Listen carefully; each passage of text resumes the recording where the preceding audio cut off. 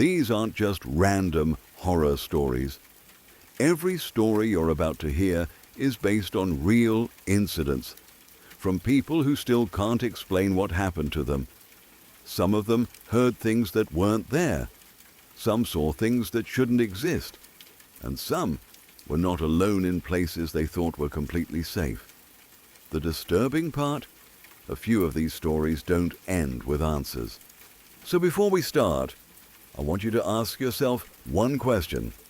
What would you do if something like this happened to you tonight?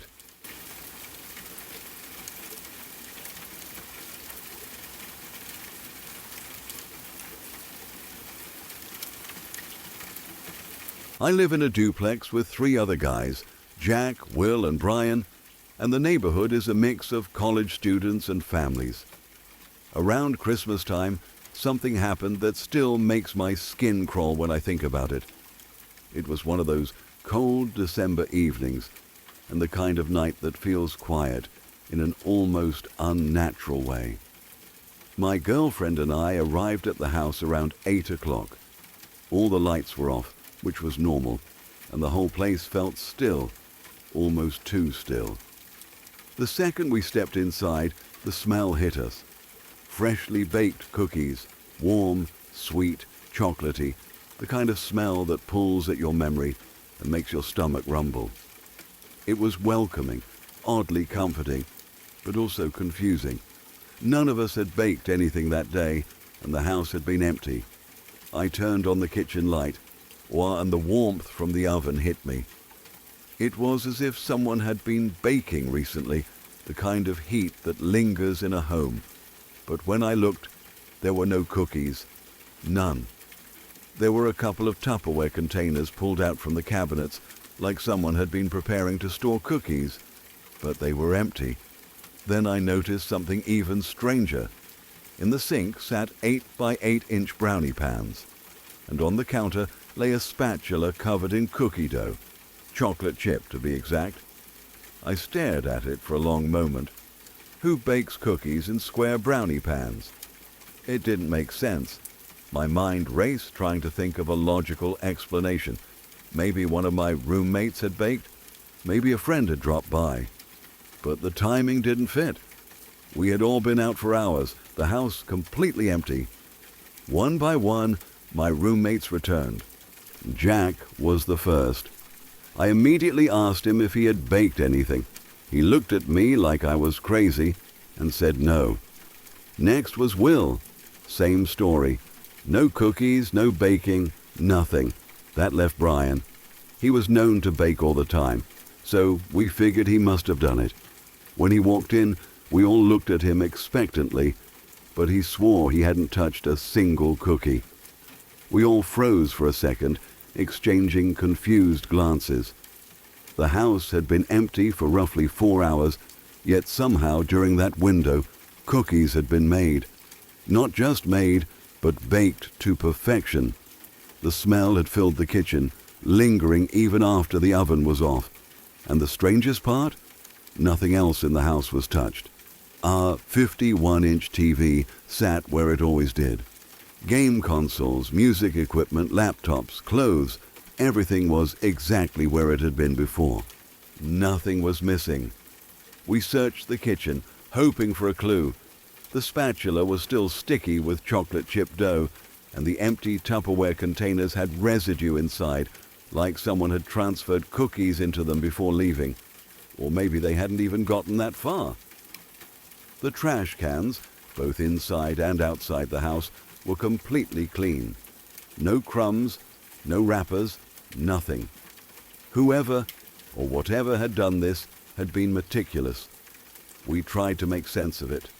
Was it a prank? But it wasn't the kind of prank any of us had seen before. It didn't feel like a human hand. The smell, the heat, the pans, the dough, it all pointed to someone being there. And yet, no one had been. Our brains couldn't reconcile it. The house had been empty. All 4 of us, along with my girlfriend, had been out. No one had a key who could have done this. No evidence of forced entry. Nothing stolen. Nothing disturbed beyond the baking itself. That night, we sat around the kitchen table, staring at the empty pans and the spatula, still sticky and warm to the touch. We didn't sleep well, all of us too aware of the smell and the unanswered questions. How could someone bake cookies in a house completely empty for 4 hours and then leave without leaving any trace? It was as if the act itself had been carefully orchestrated and then erased, leaving nothing but the scent and the dough behind. Even now, thinking back, it feels surreal. I've replayed the evening in my mind countless times, looking for a mistake, a possible explanation, something that would make sense. But there isn't one. Whoever, or whatever, had been in the house hadn't taken anything, hadn't left any obvious evidence, and hadn't been seen by anyone. And yet, the cookies had been baked, the pans had been used, and the scent had filled the air as if it had been meant to be noticed. It left me with a lingering question. If someone, or something, wanted to make their presence known, why choose cookies? Why bake something warm and inviting rather than do something frightening or destructive? That night, the house didn't feel unsafe. It felt strange, like we had been visited by someone or something that existed in a space just outside the ordinary, leaving behind a small, inexplicable mark on our lives, but otherwise vanishing completely. From that Christmas night onward, every time I smelled freshly baked cookies, I remember the warmth of the kitchen, the empty pans, and the invisible visitor who came and went without a trace. It's one of those moments that doesn't make sense, that can't really be explained, but stays with you, a quiet, haunting memory that lingers longer than the smell of chocolate chip cookies ever could.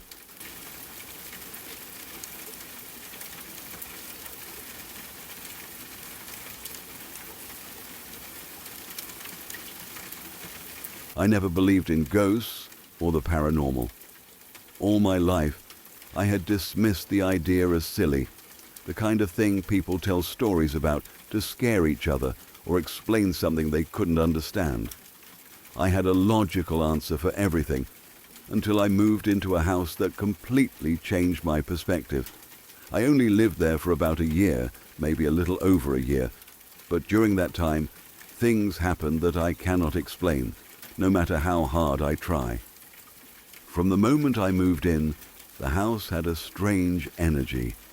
It was old, built decades before, with creaky wooden floors, long hallways, and narrow staircases. The kind of house that feels cozy during the day, but has shadows lurking in every corner at night. I thought it was just my imagination at first, a side effect of living alone in a strange place. But the incidents kept piling up, each one stranger and scarier than the last. The scariest one happened on a night I was home alone. I was in my bedroom on the second floor, playing video games. My door was open, but the only light in the room came from my desk lamp, leaving the hallway beyond shrouded in darkness. The house was quiet except for the sound of my controller buttons clicking. Then I heard it. Heavy footsteps on the creaky wooden staircase. At first, I thought it was my roommate coming home from work. That seemed logical, so I paused my game and listened. The footsteps continued, slow and deliberate, moving across the hall past my room, and stopped outside my roommate's door. I could hear the door open and close, and even caught the reflection of my lamp glinting off the doorknob as it happened. My first instinct was to call out or go check, but when I knocked on his door, there was no answer. Silence. Nothing moved inside. I knocked again, louder this time, hoping maybe he was just distracted, but still nothing. I was starting to get nervous. Slowly, I turned the knob and opened the door, stepping inside. And there was nobody there, not a single person, just an empty room, perfectly quiet. My heart started racing, and I quickly shut the door, locked it, and ran back to my room, locking myself in until my roommate finally came home later that night. The house felt different after that. I couldn't shake the feeling that someone or something was moving around when I wasn't looking. That was not the only time something like that happened. Several times I heard footsteps on the stairs when the house was completely empty. Slow, heavy footsteps that would stop and start as if someone was pacing. And often I would hear my name being called from downstairs in a voice that sounded familiar yet distant, even when I was completely alone. At first, I tried to chalk it up to my mind playing tricks on me, the way our brains do when we're alone in the dark. But over time, the occurrences became too frequent to ignore. Other strange things happened during the day as well. Sometimes I would wake up in the morning to find all the drawers in the kitchen open, the cabinets left ajar, as if someone had been rifling through them. Doors would unlock on their own. Light switches would flicker, and small objects would shift from where I remembered leaving them. Nothing violent, nothing aggressive, but enough to make me constantly aware that I was not entirely alone in the house. The more it happened, the less I could ignore it. Logic and reason had always been my default, but here even my most rational explanations fell short. I double-checked everything. My roommate wasn't sneaking around. There were no pets to knock things over. No drafts, no mechanical quirks in the old house. Nothing that could consistently explain the patterns. And yet, the footsteps continued. The doors unlocked themselves, and my name would be called from empty rooms. I only lived there for about 16 months, but by the time I moved out, my perspective had completely changed. I still hesitate to fully explain it, because I know how it sounds to someone who has never experienced anything like it. But I can say this with certainty. There were nights in that house when I was absolutely sure I was not alone. Looking back, I realized that I experienced enough strange occurrences in that short time to change my beliefs entirely. The house was alive in some way, not in the sense of a normal home, but in a way that suggested it had a presence, a consciousness, or a spirit. I don't know if it was the building itself, something that had been there for decades, or something else entirely, but I know now that the world has corners and spaces that defy explanation. I left that house with a new understanding. Haunted or not, it taught me that there are experiences we cannot explain, and that sometimes the logical world only goes so far. I will never forget the footsteps on the stairs, the empty rooms, the voices calling my name, or the feeling of being watched when I thought I was alone. That house showed me that some things exist just beyond the edges of reason, are waiting for you to notice.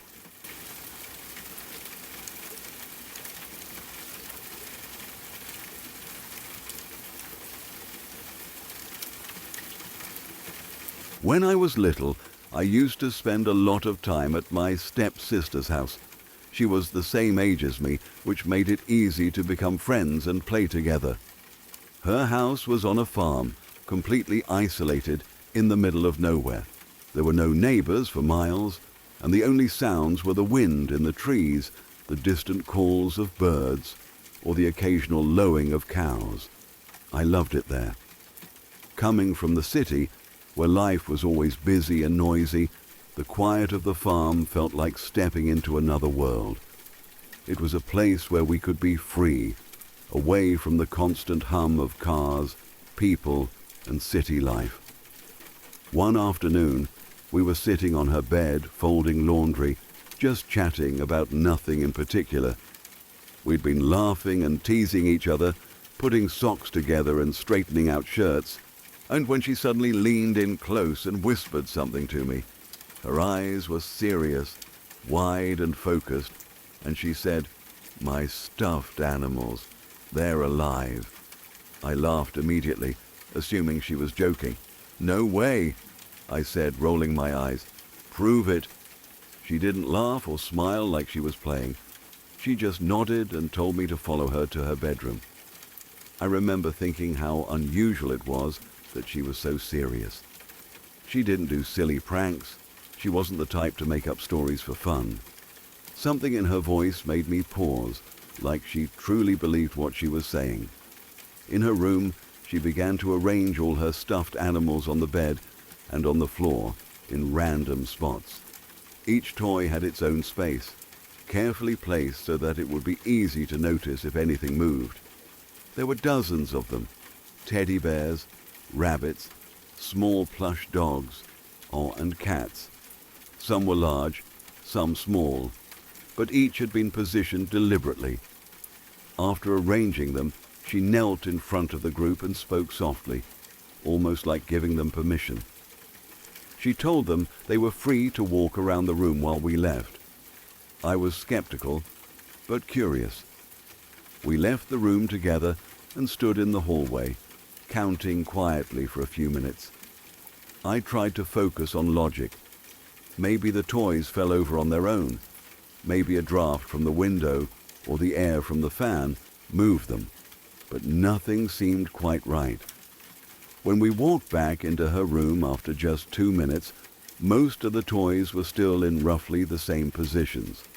A few had shifted slightly, but it could have been from the way they were balanced. I shrugged it off, trying to convince myself it was nothing unusual. I wasn't fully convinced, but at least this attempt hadn't scared me. She, however, was not done. Her eyes were serious, and her voice carried a quiet determination. She insisted that we try it again, this time leaving the room for longer. 10 minutes, she said, and you'll see. They'll move. I promise. I hesitated, still skeptical, but her seriousness made me agree.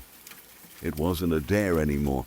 It was like she genuinely believed this, and I didn't want to dismiss her. We left her room again, walking down the hallway quietly and counting the minutes. We tried not to talk, just standing there in silence, waiting. 10 minutes passed, and when we finally returned, I almost froze in place. The toys were everywhere, not just slightly moved or slightly knocked over. Every single one was in a completely different spot. Some were lying on their sides, the others were facing the opposite direction, and a few had even fallen to the floor. Nothing was where it had been originally. I remember feeling my stomach drop, the hairs on my arms standing up, and a sudden sense of fear I hadn't experienced before. I looked at her, expecting to see a smirk, a laugh, some hint that it was a trick, but she wasn't laughing. Her face was calm, serious, as if this were perfectly normal. She didn't try to hide the truth or make it funny. She genuinely believed what had happened. I couldn't explain it. We were alone, completely alone. There were no phones, no way for anyone to have contacted us or snuck in. The house was isolated, quiet, and empty. We had been together for hours before this, and we stayed together for hours after, with no breaks or distractions. There was no one else in the house. And yet, somehow, all of her toys had moved on their own. It terrified me. Even now, thinking back to that moment brings a shiver down my spine. I was skeptical, and yet here was undeniable proof, at least from my perspective. Her seriousness, the way she had placed them carefully and given them permission to move, and the way they had actually moved in just 10 minutes. It all felt real. Years later, after my father passed away, I asked her about it again. I wanted to see if she remembered, if maybe she had just made it up or imagined it too. She laughed and said she didn't remember anything about it. The way she said it, though, felt casual, like it was something that didn't matter to her anymore, even though it had terrified me as a child. That memory has stayed with me. It wasn't a fleeting moment. It was vivid, clear and unforgettable. I can still picture the room, the toys scattered across the floor, and her calm, serious expression. It's one of those experiences that defies explanation. No logical reasoning seems to fit. No drafts, no tricks, no imagination can fully account for what I saw. Looking back, I realize it changed the way I think about the world, at least a little. I became more open to possibilities I wouldn't have considered before. It wasn't just a story about toys, it was an experience that made me question what I thought I knew, what I thought was possible. Even now, decades later, the memory is as clear as the day it happened, and the unease I felt then hasn't completely faded. There's something haunting about it, not scary in a violent way, but in a quiet, unsettling way. Something about the idea that even in a completely empty, isolated house, though things could move, could act on their own, the sense of mystery lingers like a shadow you can't quite touch. And I will never forget the feeling of seeing those toys scattered, the certainty that we had witnessed something impossible. Even today, I think about that afternoon, about the silent room, the scattered toys, and the seriousness in her voice. It's a memory that refuses to fade. It's one of those moments from childhood that shapes how you see the world, the kind of experience that doesn't make sense but leaves its mark forever.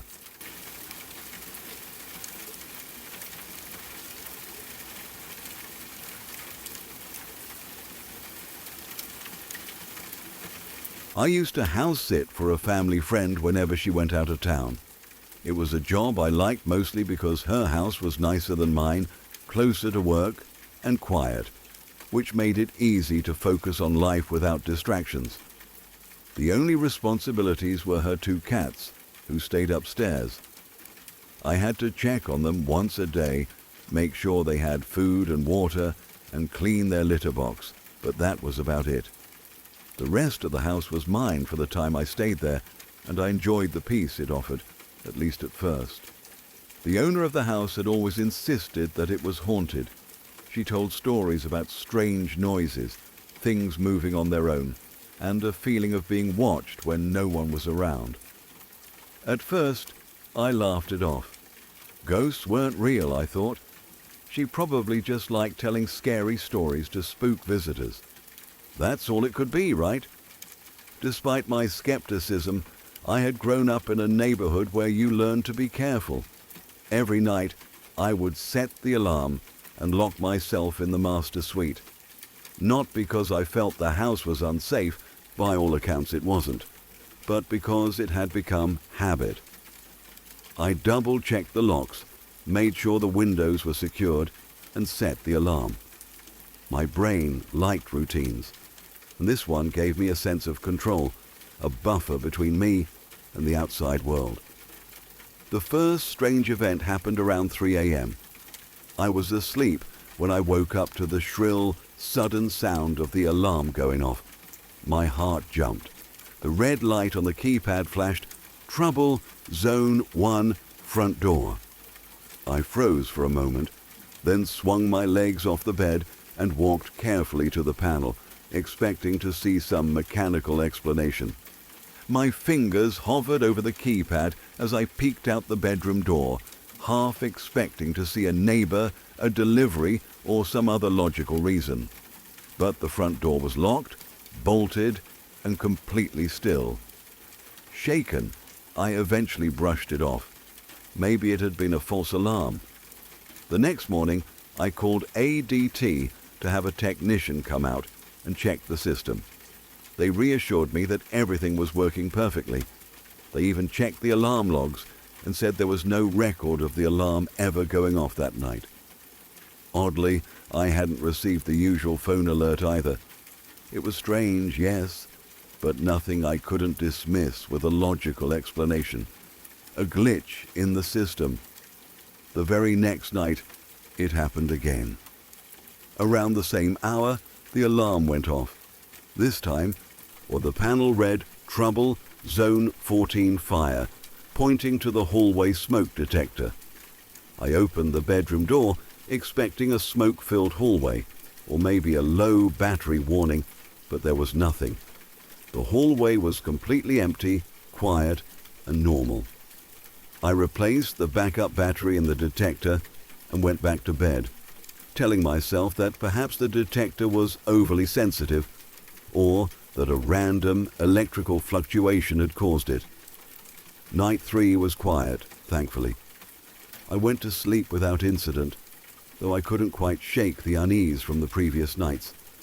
But the next morning, something even stranger happened. I woke up and noticed that my Fitbit, which I always wore to track sleep, was missing from my wrist. I checked under the pillow, around the bed, the bathroom, anywhere I could have misplaced it. Nothing. My mind raced. Had I dropped it somewhere last night? I even searched the cat's area upstairs, thinking maybe it had fallen off during the night. Still nothing. Finally, I decided to check my car, thinking maybe it had slipped off when I came in the night before. And there it was, lying on the front doormat. I stared at it in disbelief. I had not left the house at all the previous night. No one had come in, at least that I knew of. My unease began to grow. It was one thing for an alarm system to act up, but for my watch to appear somewhere I hadn't left it. That crossed a line into something I couldn't explain. By the last night I stayed at the house, I was on edge. I woke up around 2:30 a.m. and couldn't fall back asleep. My mind was racing with thoughts of the alarms, the missing Fitbit, and the stories the owner had told me. And I decided to get up and get a glass of water, hoping a routine task would calm me down. When I reached the bottom of the stairs, I froze. The front door, the same door I had locked before bed, was wide open. My stomach dropped. The alarm panel flashed, Trouble Zone 1 front door, but the alarm itself had been silenced.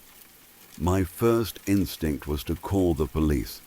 I didn't even try to figure it out myself. The officers arrived quickly and searched the house from top to bottom. Nothing was stolen, nothing was out of place. The cats were safe upstairs, completely unaware of any intruder. The doors and windows were still intact, with no signs of forced entry. The officers filed a report, but of course there was no evidence to follow up on. I didn't stay that night. I packed up and told my friend I would come by only during the day to check on the cats, and never spent another night in that house alone. Even after leaving, I found myself thinking back to the strange events, the alarms that seemed to trigger on their own, the missing Fitbit that appeared in an impossible location, and the front door that had inexplicably opened. It's one thing to hear someone talk about a haunted house, but living it is completely different. At first, I tried to rationalize it all. I told myself it was quirks in the alarm system, minor electrical issues or misplacement of items, but after a few nights, there was no logical explanation left.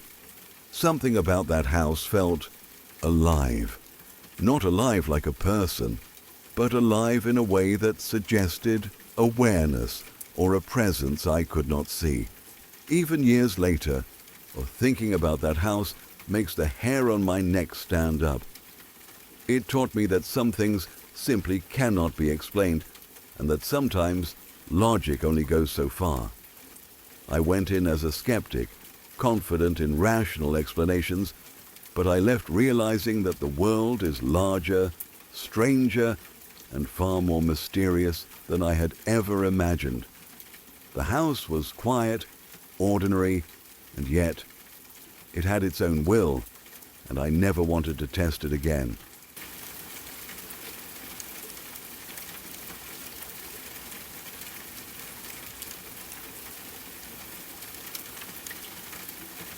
I lost my uncle back in 1999. I was only 6 years old at the time, So most of my memories from that period are a little faded, like pieces of a dream that you can't fully hold on to. But I do remember him. Not perfectly, not in every detail, but enough to know how he made me feel. He died in a boating accident caused by a drunk driver. It was sudden, and for my family, it hit hard. My dad took it especially tough because they were twins. They had that kind of bond where they didn't even need to say much to understand each other. Losing him wasn't just losing a brother. It was like losing a part of himself. When I was younger, before everything happened, my uncle used to spend a lot of time with me and my little brother. Both of my parents worked during the day, so he would often babysit us. I remember him being patient, playful, and always finding ways to keep us entertained. He wasn't just someone who watched over us. He was someone who genuinely enjoyed being around us. One thing that always stood out about him was how much he loved hockey. It wasn't just a hobby for him, it was a huge part of his life. He played, he coached, and he followed the sport closely. If there was any kind of hockey happening, he wanted to be involved in it. A few years later, in 2004, my dad took me to a hockey game. It was something special for both of us. For him, I think it was a way to reconnect with something that reminded him of his brother. For me, it was just an exciting day out, something different and fun. We parked in a garage and started walking toward the arena. It was busy, people everywhere, all heading in the same direction. The air had that energy you get before a big game, a mix of excitement and noise. I was walking next to my dad, holding his hand as we made our way through the crowd. At one point, we stopped at a crosswalk, waiting for the light to change. It was just a normal moment, nothing unusual. And then it happened. A man standing a short distance ahead of us turned around. The second I saw his face, everything else seemed to fade away. It was him. Not someone who looked kind of like him, not someone who reminded me of him. It was him, my uncle, clear as day. Every single detail matched perfectly. The shape of his face, the way his goatee looked, even the slight bit of grey in his sideburns. It wasn't blurry or uncertain. It was the clearest image of him I had ever seen, clearer than any memory I had held onto. He looked right at me. And then he smiled. It wasn't a big, exaggerated smile. It was simple, familiar, the kind of smile that felt warm and reassuring. Then he gave me a small wink, like it was something just between us. And then he turned back around. For a split second, I just stood there, completely frozen. My mind couldn't process what I had just seen. It didn't feel possible, and yet there was no doubt in my mind about what I had just witnessed. Then it hit me all at once. I grabbed my dad's hand, pulling on it urgently, my voice coming out loud and panicked. I kept saying, "Oh my God, Dad, it's Uncle Steve. It's Uncle Steve." My dad looked confused, trying to understand what I was talking about, but I didn't wait. I stepped forward and reached out, tapping the man on the back. He turned around, and it wasn't him. It was a completely different person. Different face, different features, nothing like what I had just seen seconds earlier. I remember just standing there, feeling this mix of confusion and disbelief. I looked back at my dad, trying to explain, trying to make him understand what I had seen. But how do you explain something like that, especially as a kid? At the time, no one really believed me.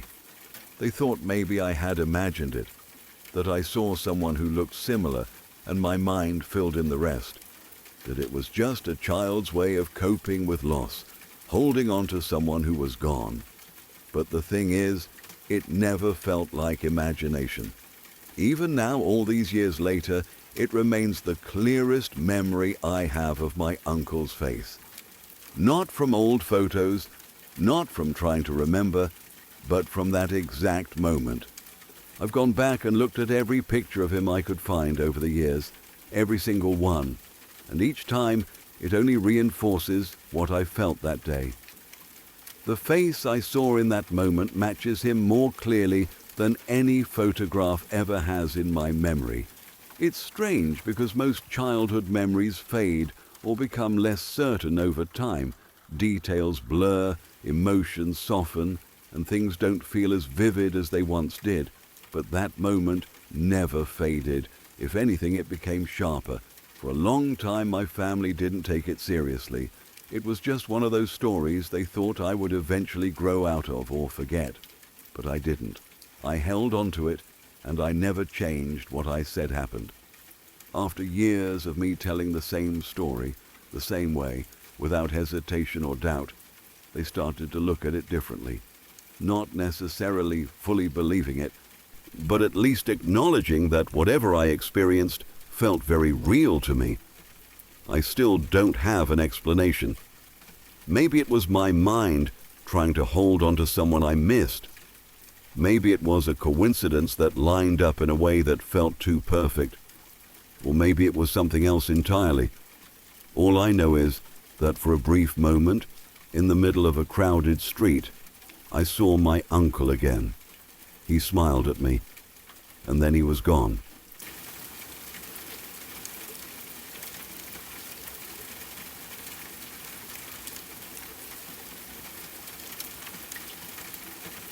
When my girlfriend and I were together, we were living in an apartment with two of her friends. There was always some kind of tension in that place. Arguments, small fights, drama that never really went away. After a while, it started to feel exhausting, like there was no peace, no matter what time of day it was.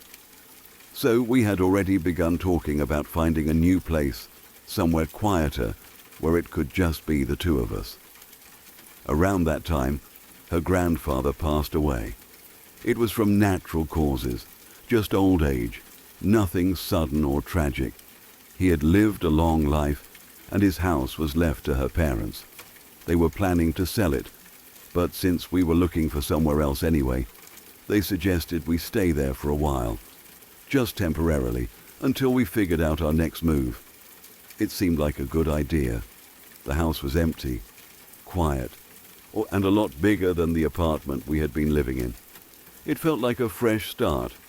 The first day went smoothly enough. We brought some of our things over, did a bit of cleaning, and tried to make the place feel a little more like home. There was something about the house that felt different from the apartment. Not necessarily bad, just heavier. But I didn't think much of it at the time. It was an old house, and empty houses always have a certain feeling to them. The second evening is when things got strange. My girlfriend was at work, so it was just me and our dog at home.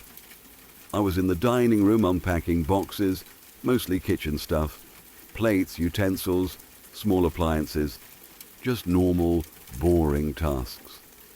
The house was quiet, the kind of quiet where you can hear every small movement you make. Our dog was usually pretty relaxed, especially indoors. He wasn't the type to bark at nothing, but out of nowhere he completely lost it. He started barking loudly, aggressively from the back bedroom. Not just barking, but growling too. The kind of growling that makes your attention snap instantly because you know something isn't right. At first, I thought maybe he heard something outside, or maybe there was a stray animal near the window. I had just taken a toaster out of one of the boxes and set it on top of the china cabinet in the dining room. I remember that clearly because it was one of the last things I placed before walking away. The barking didn't stop. It actually got worse. So I left what I was doing and went down the hallway toward the back bedroom to see what was going on. The moment I stepped into the room, everything shifted. But before I could even figure out what the dog was reacting to, I heard a loud crash coming from the dining room. It wasn't a small noise. It was heavy, sudden, like something had been thrown hard against the floor. At the exact same time, the dog's behavior changed completely. He went from aggressive barking to instant fear. He stopped, whimpered, and backed up until he was pressed against my legs, trying to hide behind me. I could feel him shaking. This was a dog that wasn't easily scared, and yet whatever had just happened completely broke his confidence. That's when I started to feel it too. That uneasy, creeping feeling that something wasn't right. I stood there for a second, trying to listen, trying to make sense of what I had just heard. The house was quiet again, but it didn't feel normal anymore. It felt tense. I reached over and grabbed a baseball bat that I had left by the side of the bed. I didn't know what I was expecting to find, but I wasn't about to walk back into that room unprepared. Slowly, I made my way back down the hallway toward the dining room, the dog staying right behind me, still nervous, still sticking close. When I stepped into the dining room, I saw it, the toaster. It was no longer on top of the china cabinet where I had placed it. It was across the room, not just a few feet away, not something that could have slipped or fallen naturally. It had been thrown, hard. It was at least 15 feet from where I had left it, lying on the floor, broken apart like it had been slammed down with force. For a second I just stood there, staring at it, trying to understand how that was even possible. I was the only person in the house. The dog had been with me in the bedroom. There was no one else there. I checked the doors. All of them were still locked. I walked through every room, looking for any sign that someone had come in. There was nothing. No open windows, no movement, no sound. Just silence. And that broken toaster on the floor. The dog didn't leave my side the entire time. His fur was raised along his back, almost like a ridge, and he kept glancing toward the dining room like he didn't want to go near it again. I couldn't explain what had happened. There was no logical way for that toaster to move like that on its own. It didn't fall. It didn't slide. It had been thrown with enough force to break. When my girlfriend got home, I told her everything. She didn't take it lightly. In fact, she was genuinely scared. Her first thought was that it had something to do with her grandfather, that maybe his spirit was still there, still attached to the house in some way. I didn't know what to think. Part of me wanted to believe there was a reasonable explanation, something simple that I just hadn't figured out yet. But another part of me couldn't ignore what I had seen, what I had heard, and how the dog had reacted. Animals don't fake fear like that. Whatever it was, it felt real in that moment. For a while after that, the atmosphere in the house felt different, heavier, like something was off, even when nothing was happening. We didn't experience anything as dramatic as that again, but the memory of it lingered. It changed how comfortable we felt there. And as strange as it sounds, it definitely didn't help our relationship either. But the whole situation added a kind of tension we didn't need, especially after everything we had already been dealing with. Looking back on it now, I still can't explain it. I've gone over that moment so many times in my head, trying to find some logical reason, but nothing fits. All I know is that I left a toaster on top of a cabinet, and seconds later, it was across the room, completely destroyed, and I was the only one there.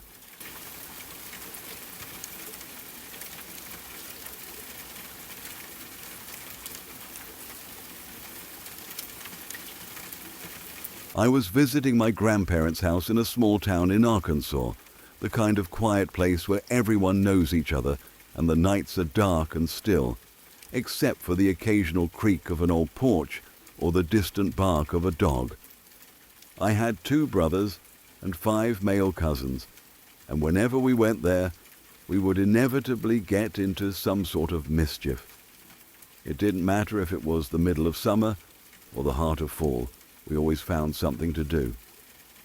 One of our favorite traditions was the weenie roast. We would set up an open fire in the backyard, roast hot dogs, and toast marshmallows until they were perfectly golden, or perfectly burnt, depending on who was manning the sticks. After our fill of food, we would usually break off into games, mostly hide and seek or other childhood competitions that allowed us to run around, to climb trees, and generally wreak harmless havoc in the enormous yard. My grandparents' house was perfect for this. The yard was large, dotted with trees that created pockets of darkness and shadow. There were small hills, flower beds, and enough space to run and hide without anyone immediately spotting you. On this particular night, it was my turn to be the seeker. I closed my eyes and counted out loud to 50, trying to give everyone enough time to scatter and hide. I heard the rustle of feet and muffled whispers as my brothers and cousins ran to their chosen spots. I finished counting, opened my eyes, and prepared to begin my hunt. The moonlight barely lit the yard, casting long, shifting shadows across the grass and the sides of the house. I started walking along the side of the house, scanning the yard carefully. That's when something made me stop dead in my tracks.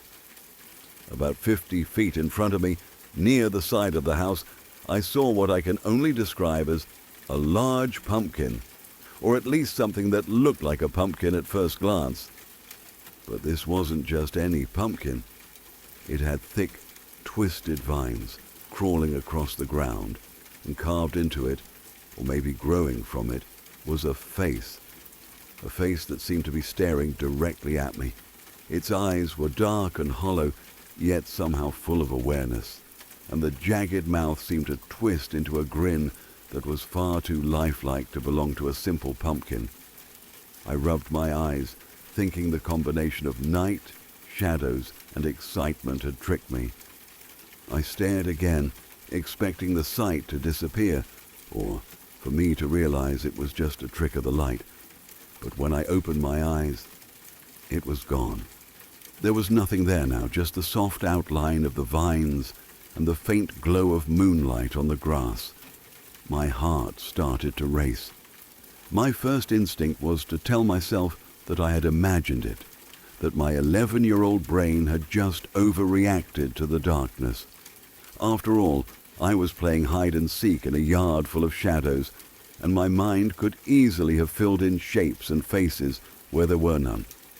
I shrugged it off and moved on, continuing the game and eventually finding my brothers and cousins. I didn't mention the pumpkin face to anyone at the time, thinking that if I did, they would just tease me or tell me I was imagining things. But the image stayed with me, haunting the edge of my mind for years afterward. A strange, unexplainable memory of something that felt alive, yet impossible. A few years later, we all went back to my grandparents' house during another visit. By that time, we had grown older, more skeptical, and more interested in testing each other's nerves with stories of strange happenings. We decided to sit outside one evening under the fading light of the sun and share stories of things that had scared us throughout the years. My cousins and brothers leaned in, eager to one-up each other, and eventually it came to my turn. I began telling the story of the pumpkin face, the way I had seen it, the way it had stared at me with those impossibly aware eyes, and the way it had disappeared the moment I blinked. I described the thick vines curling across the ground, the jagged grin, and the sheer impossibility of the experience. I expected at most an eye roll or laughter. Maybe someone would call me a fool for believing in ghosts, or talking about a haunted pumpkin in broad daylight. Instead, something unexpected happened. My older cousin, who was usually quiet and reserved, sat up straight. His eyes widened, and he stared at me, not with disbelief, but with recognition. "Wait," he said slowly, his voice low. "You're not making this up, are you?" I shook my head. No. Why? He leaned closer, his expression a mix of excitement and fear. I saw it too, he whispered. Exactly the same. Same face, same vines, everything. I felt a chill run down my spine. You did? When? I asked. He recounted the same night, almost the same moment, when we had all scattered to hide. He had been peeking out from behind a tree, waiting for the game to end, and he had seen the same pumpkin face I had, staring at him, watching, aware of him. He even described the jagged mouth and the way the vines twisted unnaturally, almost as if the pumpkin itself was alive. For years, I had questioned whether I was imagining things, whether my childhood mind had simply invented a scary memory in the dark. But hearing him describe it in the same detail, from a completely different perspective, made it impossible to ignore. We had both seen the same thing at the same time, and it had left the same impression of unease and wonder on both of us. To this day, I still think about that night in my grandparents' yard. I've tried to rationalize it countless times. Shadow tricks, moonlight illusions, childhood imagination, but nothing fits.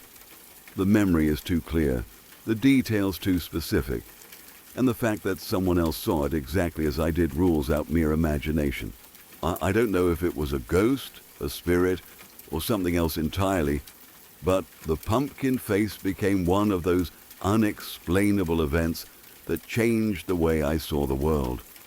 It taught me that even in familiar, safe places, like a grandparent's yard, a place filled with laughter and childhood games, there are things that defy explanation, things that watch, that appear and disappear, leaving you questioning the very nature of reality.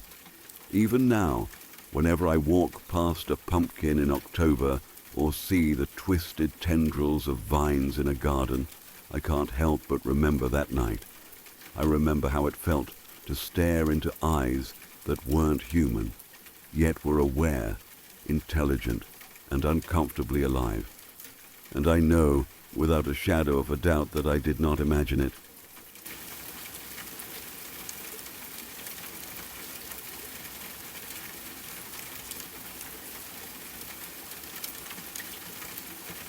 The first strange thing that ever happened to me goes back years, to a time when everything in our house still felt completely normal. Back then, there was nothing unusual about the place. It was just an ordinary home, the kind where you hear the occasional creak in the walls at night or the soft, shifting sounds of a house settling. Nothing that would ever make you feel uneasy. Nothing that would make you question whether you were really alone. That all changed after one night. My sister and her friend had gotten their hands on a Ouija board. At the time, I didn't think much of it. It just seemed like another one of those silly things people do for fun, especially when they're bored. They decided to use it in a back room in our basement. That room had always been a little darker than the rest of the house, a little quieter, but still nothing that ever felt wrong before that night. I don't know exactly what happened while they were down there. They never really talked about it in detail, but I do know that after that night, things in our house started to feel different. At first, it was subtle. We began hearing small noises coming from the basement. They weren't loud or obvious enough to immediately alarm anyone. Just faint sounds that didn't quite belong. Sometimes it was like a soft movement. Other times like something lightly tapping or shifting. You could easily brush it off as the house settling or pipes making noise. But there was something about it that felt off. It wasn't just the sounds, it was the feeling that came with them. There were moments when you'd be sitting quietly and suddenly you'd get this strange sense that you weren't alone.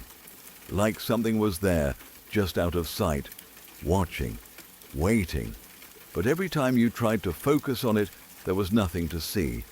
No proof. No clear reason to be scared. That's what made it worse. It went on like that for a while, slowly building this quiet tension in the house. None of us really talked about it much, but you could tell everyone felt it. The atmosphere had changed. It wasn't our normal home anymore. Then something happened that none of us could ignore. One day, my mom was taking a shower. It was just an ordinary moment, nothing unusual about it. But while she was in there, she happened to glance at the wall, and what she saw made her freeze completely. Written on the wall, in strands of hair, was a single word: help. Not messy, not random. The letters were clear and shaped carefully, nay, as if someone had taken their time to place each strand exactly where it needed to go. It wasn't something that could have happened by accident. It looked intentional, deliberate. For a moment, she just stood there staring at it, trying to understand what she was seeing. It didn't make any sense. There was no logical explanation for how something like that could appear. When she finally got out of the shower, she immediately went to my dad. Her first thought was that maybe he had done it as some kind of joke. A few days before that, we had all been talking about the strange noises and the uneasy feeling in the house. So it wasn't impossible to think someone might try to play a prank. But my dad had no idea what she was talking about. He didn't laugh. He didn't admit to anything. He just looked confused, and it wasn't just him. Everyone in the house denied it. No one knew how it got there. No one had done it. That was the moment when things shifted from being strange to being truly frightening. Because if no one in the house had done it, then what had? It felt like whatever was in the house had realized we were starting to notice it. Like it had been quietly watching us, waiting, and then decided to make itself known in the most direct way possible. Not loudly, not violently, just enough to send a message. I remember how shaken everyone was after that. It wasn't just fear. It was confusion mixed with this deep, uncomfortable feeling that something wasn't right. Something was there, and we didn't understand it. At one point, I even had a picture of the writing on the wall. I remember looking at it again later, trying to make sense of it, hoping maybe I'd notice something that could explain it. But there was nothing. Just that same word, formed so clearly it didn't feel natural. The picture is gone now. I don't know what happened to it, but I don't think I need it. Everyone who saw it remembers it clearly, and every single one of them was just as disturbed by it as I was. The second experience happened somewhere completely different, but it carried that same feeling, like something unseen was there, just beneath the surface. My grandparents owned an old farmhouse. It sat on a large piece of land, surrounded by open space that stretched out farther than you could easily see. It had once been a working farm, but by the time they owned it, it was mostly just a quiet place to visit. The barn that had originally stood on the property had burned down long before they bought it, leaving behind only stories and traces of what used to be there. And there were stories. One in particular stood out. Back in the early 1900s, 2 teenage boys had been near the river that ran through the property. They were messing around with a gun, not taking it seriously, not understanding the danger. At some point, something went wrong. One of them accidentally shot the other, killing him instantly. What happened next made it even worse. The boy who fired the gun panicked. Overcome with fear and guilt, he turned the gun on himself and pulled the trigger. Both of them died there. And one of those boys had lived in that very farmhouse. It's the kind of story that feels heavy when you hear it, but strangely, it never seemed to affect anyone at the time. My mom and her siblings grew up visiting that farmhouse regularly. They treated it like a holiday spot, especially since it was close to ski hills. They spent years there, making memories, laughing, living normal lives. And through all that time, Nothing strange ever happened. Not once. No weird feelings. No unexplained events. Nothing that would suggest anything unusual about the place. That's what makes what happened later so unsettling. It wasn't until my grandparents decided to sell the farmhouse that things started to change. I remember one day when my mom told me to go down into the basement and stand in a specific corner. She didn't explain why. She just pointed and told me to go there. I didn't think much of it at first. I walked down the stairs like it was any normal moment. But the second I got close to that spot, everything changed. It hit me instantly. A wave of cold moved through my body. It was sharp and sudden. My spine tingled, and this overwhelming feeling came over me like I was being watched. Not in a vague way, but in a very real, very direct way. Like something was right there with me, even though I couldn't see anything. It was so intense that I couldn't stay there. My body reacted before I could even think about it. I stepped back, my heart racing, and rushed away from that corner. I felt sick, like I might throw up, and a strong headache started to build almost immediately. I had never experienced anything like that before, and I haven't since. Later, when I tried to explain it, I couldn't find the right words. It wasn't just fear, it was something deeper, something physical and emotional at the same time, like my body knew something was wrong before my mind could understand it. Not long after that, my parents hired a painter to fix up parts of the farmhouse before putting it on the market. He went there alone one day to work. When he came back, he seemed shaken. He told us that while he was inside the house, he couldn't shake the feeling that he was being watched. At first, he tried to ignore it, thinking maybe it was just because he was alone in an old house. But the feeling didn't go away. It got stronger. He said it became so overwhelming that he couldn't focus on his work anymore. It felt like something was constantly there, just out of sight, observing him. Eventually, it got to the point where he couldn't take it anymore. He left the house, went outside, and sat in his car just to calm himself down. What made his reaction so unsettling was the way he described it. He wasn't someone who scared easily. He told us he had worked in many old houses before, and sometimes he'd feel a little uneasy, but nothing serious. This was different. He said this was the worst feeling he had ever experienced in any place, and that's what makes the whole thing so strange. For years, decades even, my mom's family had spent time in that farmhouse without ever noticing anything unusual. It had always just been a normal place, filled with normal memories. Then suddenly, right before it was about to be sold, everything changed. The feeling in the basement, the reaction I had, the experience the painter described. It was like something had been there all along, quiet and hidden, and then for some reason it decided to make itself known. Not loudly, not in a way that could be easily explained. Just enough for anyone who stepped into that space to feel it and know that something wasn't right.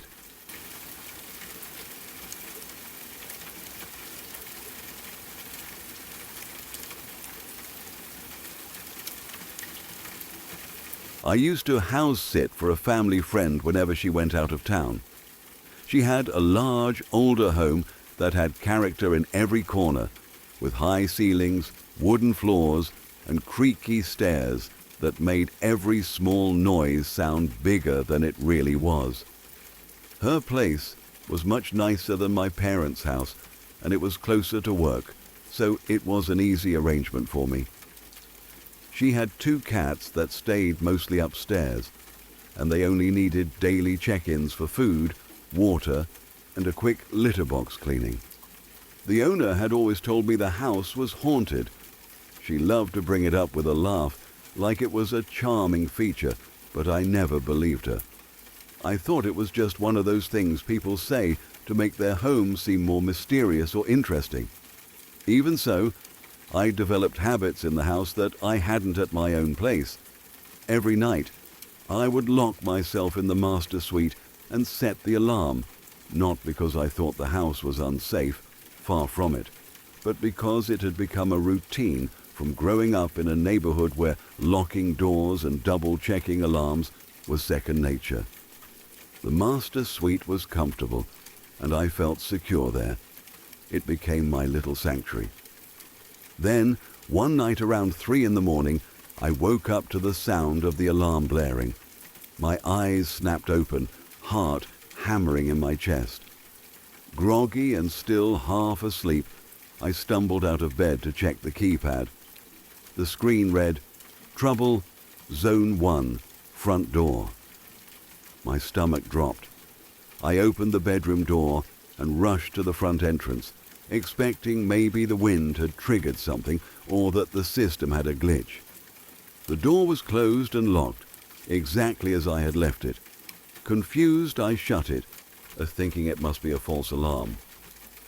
The next day, I called ADT to have a technician check the system. When he arrived, he inspected every sensor, every wire, every panel. Everything was in perfect working order. Strangely, he told me there was no record of the alarm ever going off. Normally, a triggered alarm automatically logged on their system, and I never received a phone call alert. This time, nothing. No logs, no record, nothing. I shrugged it off, telling myself the system was quirky and maybe had a glitch, but something deep down made me uneasy. The following night, it happened again around the same time, almost like clockwork. This time the panel displayed, "Trouble, Zone 14 fire." I got out of bed and walked to the hallway smoke detector. I fully expected to find a low battery or maybe dust that had triggered it, but there was nothing. No smoke, no malfunction, no sign of anything unusual. I changed the backup battery, hoping that might solve it, and returned to bed. Even though I tried to rationalize it, the growing sense that something was off began gnawing at me. The third night passed without incident, but the next morning I woke up to find my Fitbit missing from my wrist. I always wore it at night to track my sleep patterns, and I had set it just before going to bed. I searched every possible place in the room, every surface, every corner, and still couldn't find it. I retraced my steps from the night before, checked the bed, the bathroom, even the kitchen where I'd grabbed a glass of water. Nothing. Finally, I went to my car and found it lying on the front doormat. My stomach sank. How had it gotten there? No one had been in the house, and I hadn't gone outside. The feeling of unease transformed into outright fear. By the last night I stayed there, I was already on edge. I woke up around 2:30 a.m., unable to go back to sleep. The unease was gnawing at me, and I decided I needed a glass of water to distract myself. As I descended the stairs, I froze.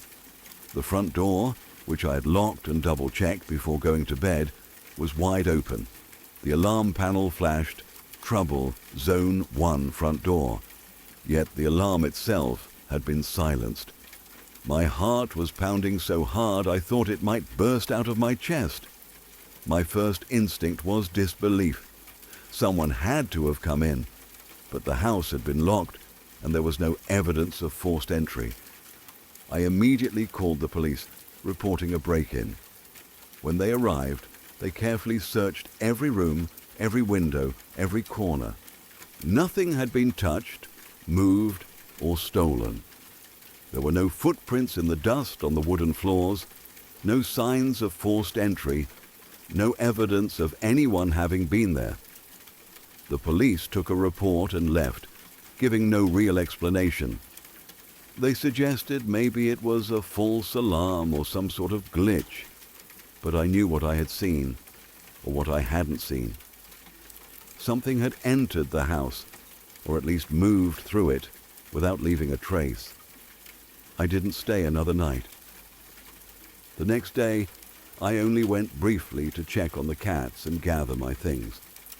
Every creak of the stairs, every wind gust rattling the old windows, felt magnified after that night. Even weeks later, I would walk past the front door and feel that same chill, that sense of being watched. Nothing else happened while I was there, and when I returned the keys to my friend, I didn't mention much. I didn't want her to worry, and honestly, I wasn't sure if anyone would believe me. Even now, thinking back, the memory gives me chills. The alarms that went off for no reason, the strange disappearance and reappearance of my Fitbit, and that final night with the front door wide open.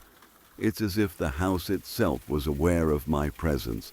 It was watching, testing me, letting me know that I wasn't alone. The whole experience made me rethink everything I had believed about the world. I had always been skeptical, logical, someone who looked for a rational explanation for every strange occurrence. But there was no explanation for this. Nothing about it made sense.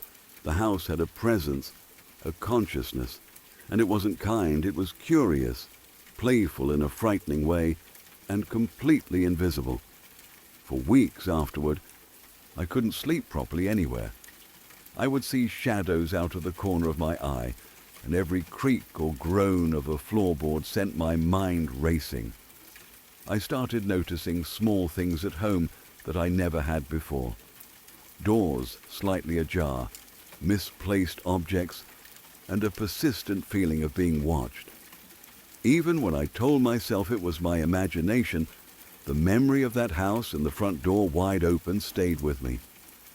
I don't know what haunted that house, if it was a ghost, a spirit, or something else entirely. I don't know if it was residual energy from past occupants or something that had attached itself to me. All I know is that it left a mark, a permanent sense that not all things in the world are explainable, that some forces move in ways we can't understand, and that sometimes, when you think you're safe and alone, you really aren't.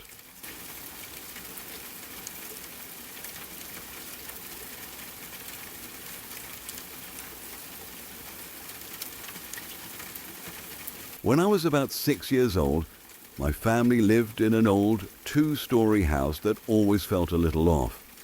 It wasn't the kind of place that looked scary from the outside, but inside there was this constant, uneasy feeling that never really went away. Even my stepfather, who wasn't the type to believe in anything supernatural, used to say the house had a strange, heavy vibe. There were small things that happened from time to time, little noises, odd moments, but most of them were easy to brush off or explain away. At that age, I didn't fully understand it, but I remember always feeling a little more alert in that house, especially at night. One evening, my parents went out and left my older brother in charge of me and my younger brother. It was just the 3 of us in the house. We were all downstairs in the living room, all trying to keep ourselves entertained while we waited for our parents to come back. Upstairs was where my parents' bedroom was. Before they left, my mum had made the bed like she always did. She had this habit of placing her large, hardcover Bible right in the center of the bed after making it. It was one of those thick, heavy versions, the kind that definitely had some weight to it. It wasn't something that could easily slide or fall on its own. Also, that night, they had left the window in their room slightly open. That might not sound like a big deal, but in that house, it kind of was. The window made a very loud creaking noise whenever it moved, and the screen was difficult to remove. You couldn't just open or close it quietly without noticing. As we sat downstairs watching TV, the wind outside started to pick up. You could hear it moving around the house, pushing against the walls, making everything creak and shift. The whole place seemed to react to it. Even as a kid, it made me nervous. every little sound felt louder than it should have been. I remember sitting there, already on edge, trying to ignore the noises and focus on whatever we were watching. My brothers were quiet too, like we were all pretending not to notice how strange everything felt. Then suddenly, we heard it. A loud, heavy thump. It came from upstairs. It wasn't a small noise. It was deep and solid, like something with real weight had hit the floor. The kind of sound that instantly grabs your attention and makes your stomach drop. All three of us froze. We looked at each other, and without saying anything, we all knew exactly where it had come from. There was no confusion. It was from our parents' bedroom. For a moment, none of us moved. I think we were all hoping someone else would say it was nothing, or laugh it off, or suggest some normal explanation. But no one did.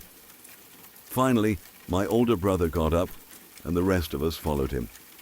Slowly, we made our way toward the stairs. Every step felt heavier than usual.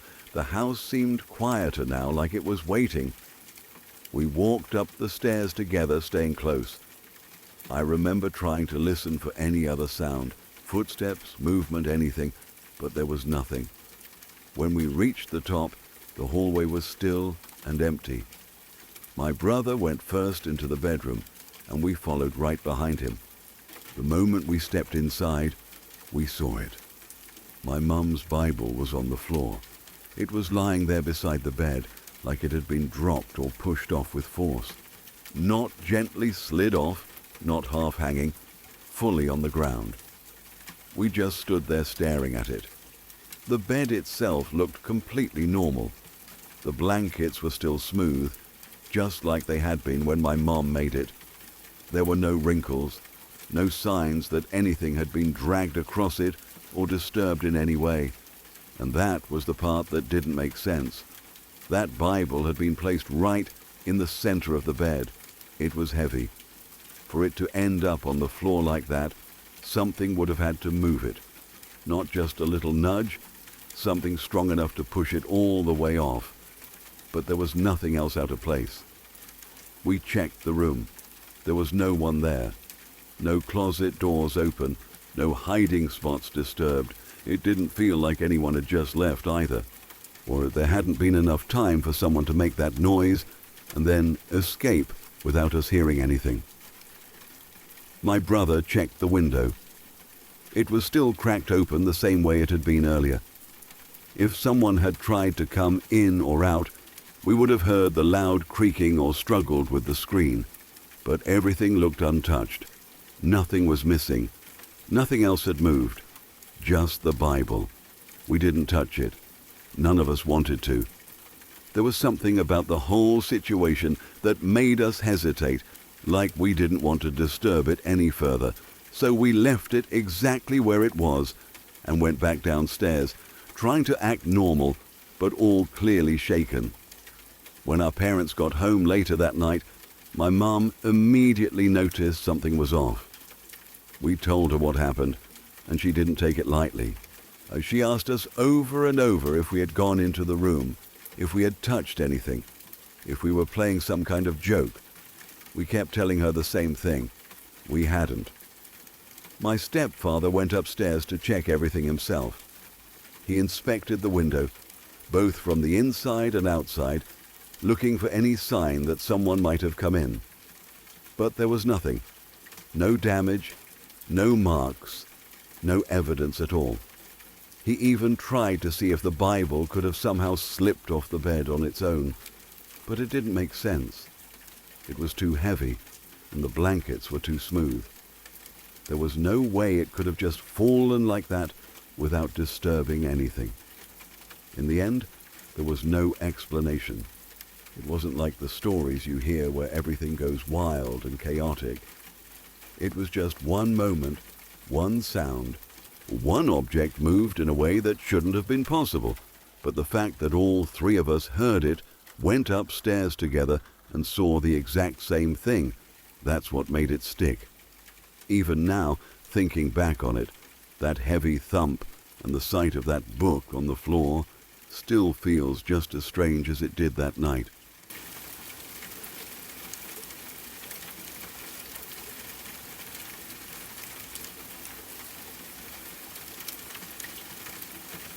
When I was little, I spent a lot of time at my stepsister's place.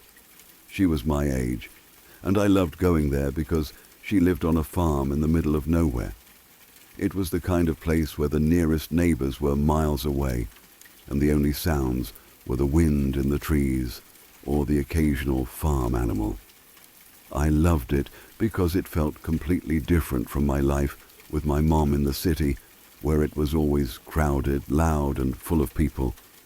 Out at the farm, everything felt open, quiet, and a little magical, and I felt free there in a way I never did in the city. One afternoon, we were home alone, sitting on her bed and folding laundry. The sun was beginning to dip behind the trees, casting long shadows across the floor, and the quiet of the house made everything feel still. My stepsister leaned over and whispered something that immediately caught my attention. She said that her stuffed animals weren't just toys, they were alive. According to her, they could walk around her room on their own when no one was there. I laughed. I was skeptical and wanted to test her, so I said, "No way, prove it." Her eyes grew serious, and she nodded. She stood up and started arranging her toys carefully, moving them to random spots across the room. She made sure none of them were in their usual positions and set them so that if they moved, it would be obvious. Once she was done, she spoke to them in a low voice, telling them they were free to move while we left the room. I watched her closely, partly curious and partly anxious. It felt like we were on the verge of something important, like she was about to reveal a secret I wasn't supposed to know yet. We left the room for just a couple of minutes and then returned to check on the toys. At first glance, it didn't look like much had changed. Most of the toys were in roughly the same spots we had placed them, though a few had shifted slightly or had fallen over. I tried to convince myself it was just a coincidence. Maybe I hadn't placed them perfectly, or maybe they had toppled a little when I leaned against something. I was skeptical, thinking, there's no way they actually moved on their own. My stepsister, on the other hand, seemed a little frustrated but not surprised. She insisted that we try again, but this time we needed to leave the room for longer so the toys could move freely. I reluctantly agreed. I wasn't completely convinced, but I was curious enough to go along with it. We reset the toys in new positions, placing some near the walls, some on the shelves, and a few on the floor. Then we left the room for 10 full minutes. During that time, I paced in the other part of the house, my mind racing with possibilities. Could this be a prank? Could one of us have secretly moved them while the other wasn't looking? Everything in me wanted a logical explanation, but the more I thought about it, the more impossible it seemed. When we came back after 10 minutes, I froze. My stepsister's toys were scattered across the room in ways that made no sense. None of them were in the spots we had put them. Some were on the floor, some leaning against the walls, and some were even in places that seemed impossible without moving the heavier ones. It was as though they had moved on their own, like they had lives of their own that we couldn't see. My heart started racing. I felt a chill go down my spine. The seriousness in my stepsister's eyes, the way she looked at me as though this was completely normal, made me realize she wasn't joking or pretending. She truly believed what she was saying. I couldn't explain it. We had no cell phones back then, so there was no way anyone could have called someone to sneak in and move the toys. The house was completely empty except for the two of us, and my stepsister had never left my sight during the time we were gone. Yet, here was the evidence staring me in the face. The toys had clearly been moved, and nothing we could think of could account for it. I remember feeling a mix of fear, awe, and confusion. I had no idea what I had just witnessed, but I knew it wasn't something I could ignore. We spent the rest of the afternoon trying to figure out if there was a rational explanation. We checked every angle, every shelf, and every possible way the toys could have fallen or shifted on their own. Nothing made sense. Some of the heavier toys had toppled over in ways that seemed physically impossible without being picked up. Some had ended up in positions that would have required multiple small movements to get there. I kept replaying the scene in my mind, trying to come up with a trick or a prank, but no theory seemed to fit. The incident stuck with me for years. I couldn't stop thinking about it, even as I grew older and moved away from the farm. The image of the toys scattered across the floor, combined with my stepsister's serious expression, haunted me. It was one of those experiences that didn't just feel strange in the moment, but continued to linger in your memory long afterward. I would often recall it when I was alone at night, or when I was moving things around in my own room, wondering if there were other forces at work that I couldn't explain. Years later, after my father passed away, I found myself thinking about that day again. I reached out to my stepsister, curious if she remembered it at all. When I asked her, she laughed and said she didn't remember a thing. That reaction only made the story feel even stranger to me. How could I remember it in such vivid detail, and she didn't even recall it happening? The memory was burned into my mind, the exact positions of the toys, the way they were scattered. There's the intensity of her voice and the eerie seriousness in her eyes. Yet for her, it was apparently nothing at all. Even now, I don't have an explanation.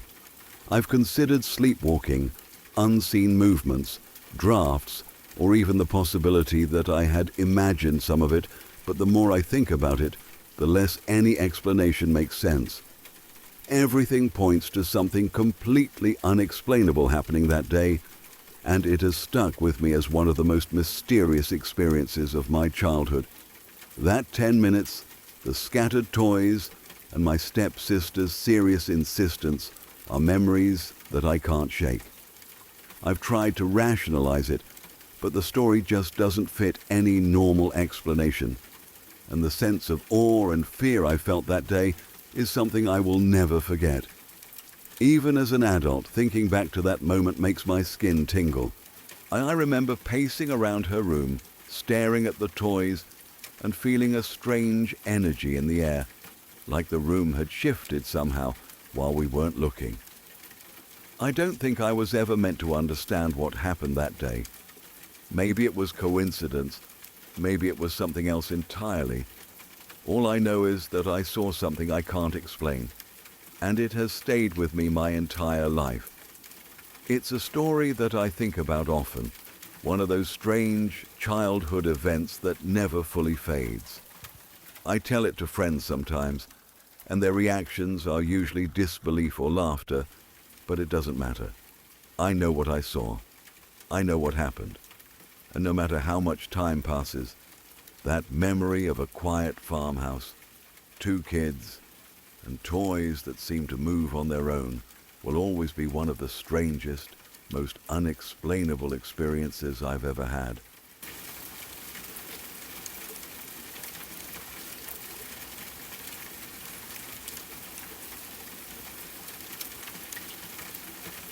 When I was around 11 or 12, our family cat was nearing the end of his life. His name was Mac, and he had been with us for as long as I could remember. He wasn't just a pet in our house, he felt like another member of the family.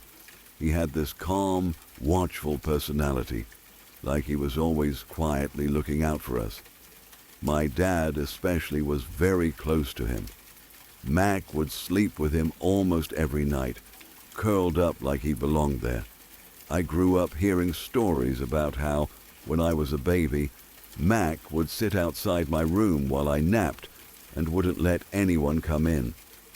As I got older, he started sleeping beside me too. There was always this feeling that he was protective, like he had some quiet job of keeping us safe. By that time, though, he was getting old. You could see it in the way he moved, slower than before, more tired. And he wasn't exactly sick, but it was clear he didn't have much time left. Around then, I had gone to the dentist and picked out a small toy from the usual box they kept. It was a little rubber black cat. I remember choosing it because it reminded me of Mac. Same kind of coloring, same small shape.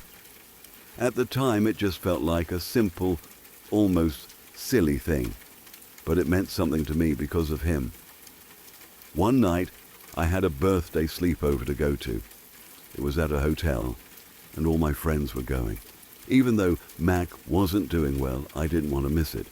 I felt a little guilty leaving, but I told myself I'd see him when I got back. Before leaving, I grabbed that little toy cat and put it in my bag. I don't even know exactly why.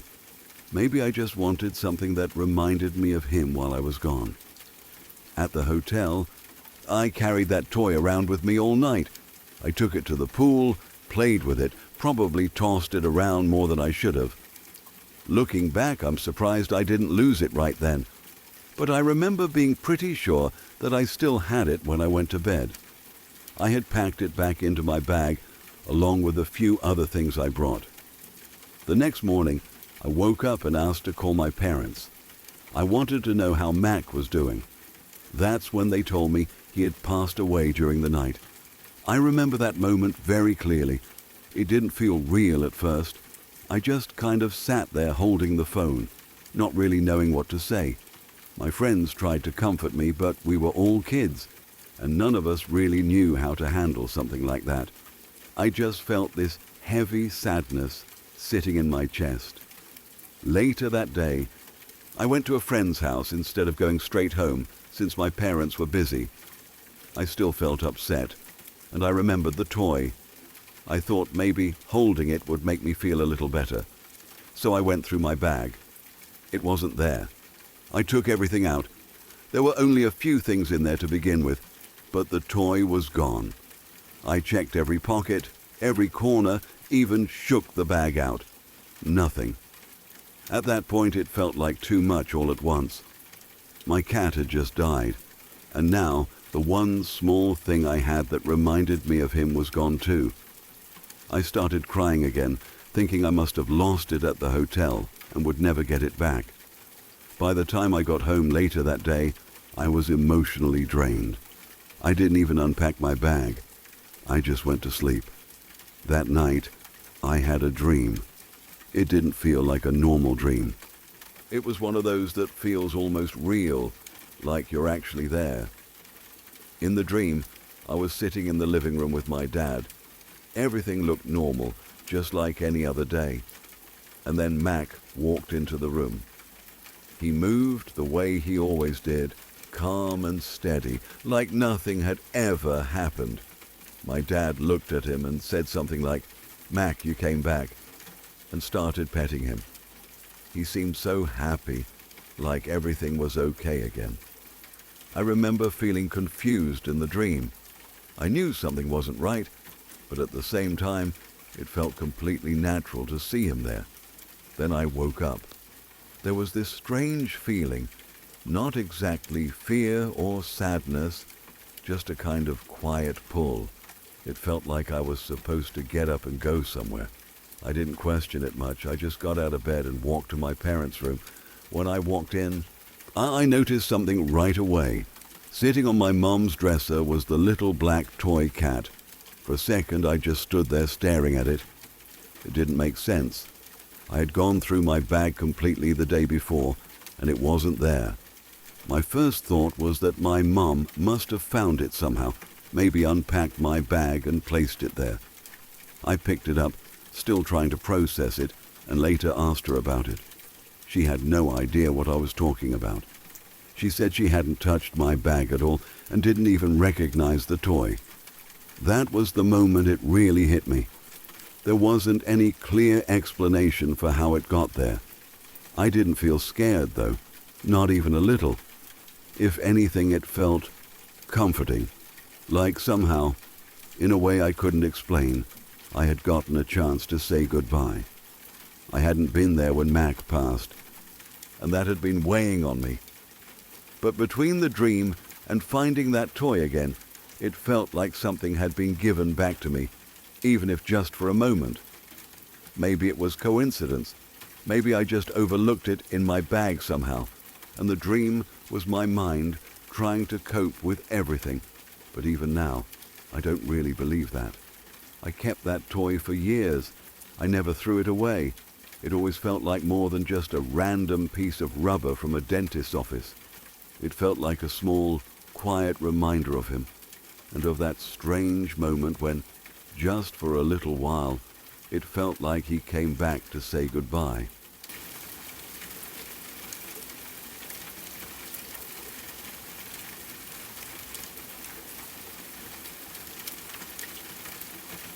When I was in high school, a few of my friends and I decided to check out a local cemetery that had a reputation for being extremely creepy. People in town always talked about it like it was haunted, the kind of place where strange things happened after dark. Of course, that only made us more curious. We picked a night, waited until it was late enough that no one would be around, and drove out there together. By the time we arrived, the place already felt wrong. It was completely dark, except for the faint glow of the moon and our flashlights. The entrance gates stood tall and still, almost like they were warning us not to come any closer. None of us said it out loud, but you could feel it in the air, this quiet tension, like we were standing on the edge of something we didn't fully understand. We stayed outside the gates for a long time, probably an hour and a half, just pacing around, talking, trying to build up the courage to actually go inside. Every now and then, someone would say, "Let's just go." But no one ever took that first step. The longer we stood there, the heavier the feeling got. It wasn't just fear anymore. It was this deep sense of being watched, even though we couldn't see anything. Eventually, we all kind of agreed, without really saying it, that we weren't going in. The fear had settled in too deeply. On top of that, we knew the area was patrolled pretty often by cops trying to keep people out, so we didn't want to push our luck. We decided it was time to leave. It was the middle of the night when we started heading back. The group spread out naturally as we walked, and my friend Jeff and I ended up at the back. The others were a few steps ahead of us, talking quietly, their voices low and nervous. That's when it happened. Without any warning, both Jeff and I stopped at the exact same moment. It wasn't like one of us reacted and the other followed. It was instant.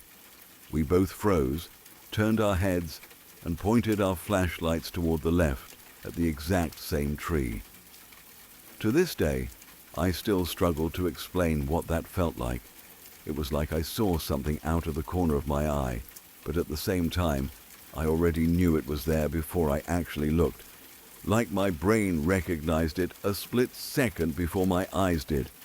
There was no confusion, no hesitation, just a sudden, overwhelming certainty that something was there.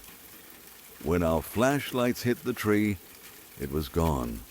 But for that brief moment I saw it, a white shape against the darkness, crouched low behind the trunk, almost hugging it. It didn't look like anything normal. Its body was pale, almost glowing in contrast to everything around it, and its eyes, they were wrong.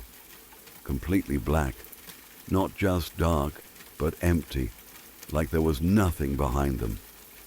It was about 40 feet away, maybe a little more. Far enough that details should have been hard to make out, but somehow the image felt clear in my mind, too clear. Jeff and I just stood there, frozen.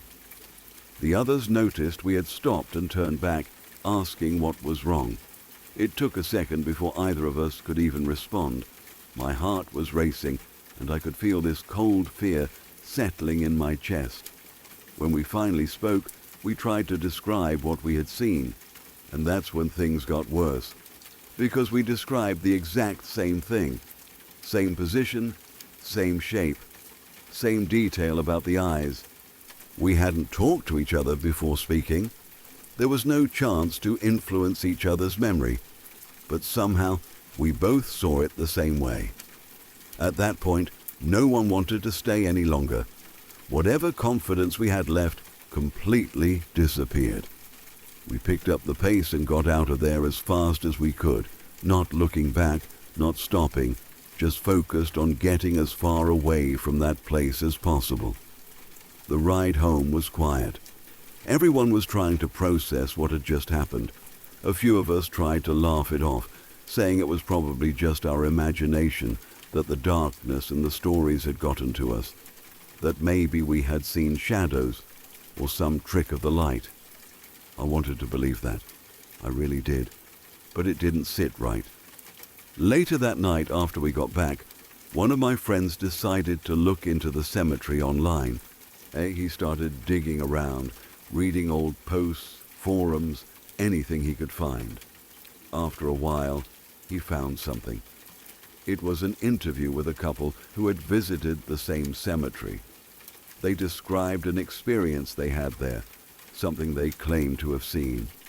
When he read it out loud, the room went completely silent. They described the same thing Jeff and I had seen, a pale, crouched figure behind a tree, watching, black eyes. None of us had ever heard about this before. There was no prior story, no warning, nothing that could have planted that image in our heads.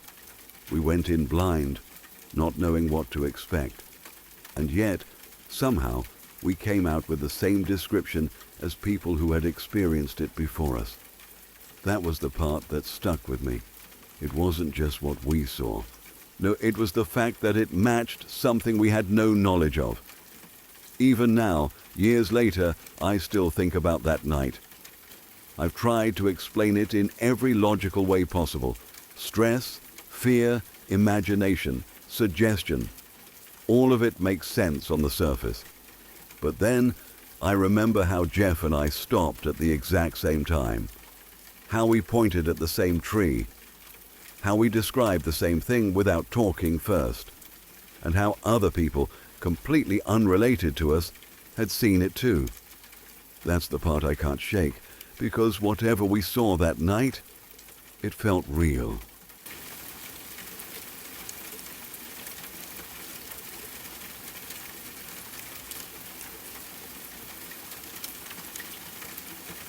I remember feeling a strange sense of relief when I first came across people sharing experiences like this. It made me feel like maybe I wasn't alone, and maybe, just maybe, there was a way to understand or even stop whatever was happening. This all started when I moved into a house at the beginning of college with a few friends. At first, it felt like a great deal. The place was already furnished, the rent was manageable, and it had that old, slightly worn charm that a lot of college houses have. But there were things about it that stood out right away, things that didn't quite feel normal, even if we joked about them at the time. The house itself was old, really old. From what we were told, and what I later looked up, it had been built sometime in the early 1900s. It didn't look like the other houses nearby either. Most of the surrounding homes were more modern, but this one stood apart. It was also the only house in the area with a basement, which already gave it a slightly uneasy feeling, even if we didn't admit it out loud. At some point in its history, the house had apparently been used as an orphanage. That detail alone was enough to spark jokes and late-night conversations. But again, we didn't take it seriously. It was just another creepy, fun fact about the place we were living in. The furniture added to that feeling. Since the house came furnished, most of what we used every day was already there. Old wooden tables, chairs, dressers, things that had clearly been around for a long time. And carved into a lot of that furniture was the same name, Brittany.